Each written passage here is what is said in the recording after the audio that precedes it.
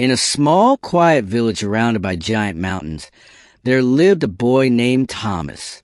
To everyone who saw him in the streets, he was just a happy kid with a bright smile. But inside his small house, the reality was very different. Thomas lived with his father, a hard-working carpenter named Mr. Thompson, and his mother, a seamstress. Despite working from sunrise to sunset, they couldn't make enough money to survive. Every morning, Thomas didn't wake up to the sound of birds. He woke up to the sound of his parents' hushed, worried voices. They talked about unpaid bills, the dwindling food in the kitchen, and the fear of a future they couldn't control. Even with these heavy worries, Thomas had a heart of gold. At school, he noticed a boy named Peter. Peter wore thick glasses and walked with a slight limp, which made him a target for cruel bullies. While others laughed, Thomas felt Peter's pain. One afternoon, he saw the bullies surrounding Peter. Without a second thought, Thomas stood between them. "Leave him alone," he shouted.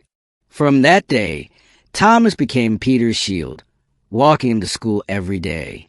Peter told him, "I can't see the blackboard," and everyone laughs. Thomas realized then that he wasn't the only one fighting a battle. Everyone has a secret struggle. As the weeks passed, the situation at home became a nightmare. Thomas overheard his parents crying. They were going to be evicted. They were about to lose the only roof over their heads. Thomas felt a fire ignite in his soul. He started taking every odd job he could find in the village. He mowed lawns until his back ached. He washed greasy dishes until his hands were raw. He ran errands for neighbors for just a few pennies. But the debt was a mountain, and his savings were just tiny pebbles. He felt like he was failing his parents. Then one day, while walking home with a heavy heart, he saw a bright flyer on a wooden post. Village talent show, grand prize, a life-changing sum of money. Thomas knew this was it. This was the miracle he had prayed for.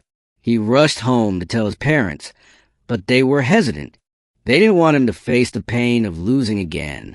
But Thomas looked him in the eyes and said, "I have a plan and I won't give up." For the next month, Thomas became a shadow. Every spare second he had, he was with his old, dusty guitar.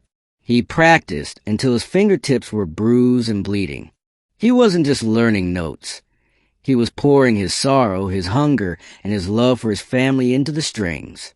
The night of the talent show finally arrived. The village hall was buzzing with people. Thomas stood behind the curtain, his heart beating like a drum against his ribs. When his name was called, he stepped into the bright light. The crowd went silent as they saw the small boy with the big guitar. He closed his eyes, thought of his mother's tired face and his father's hard-working hands, and began to play.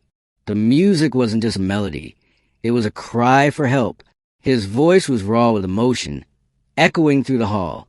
When he finished the last note, there was a deafening silence. Then, slowly, the entire room erupted into a thunderous applause. People were standing on their feet, wiping tears from their eyes. When the results came, Thomas didn't win the grand prize. His heart sank, and for a moment, he felt the world go dark. But then, something incredible happened. A man stood up in the audience and said, "That boy's song moved my soul." He took out some money and put it in a hat. Then another person stood up, and then another. The entire village, moved by his courage and his love for his family, started a collection. By the end of the night, they had raised more money than the grand prize itself. Thomas hugged his parents, and for the first time in years, they weren't tears of worry, but tears of pure joy. He realized that life will always throw obstacles in your way, but if you have a song in your heart and the courage to stand up, you can move mountains. He didn't just save his home. He showed the entire village the power of hope.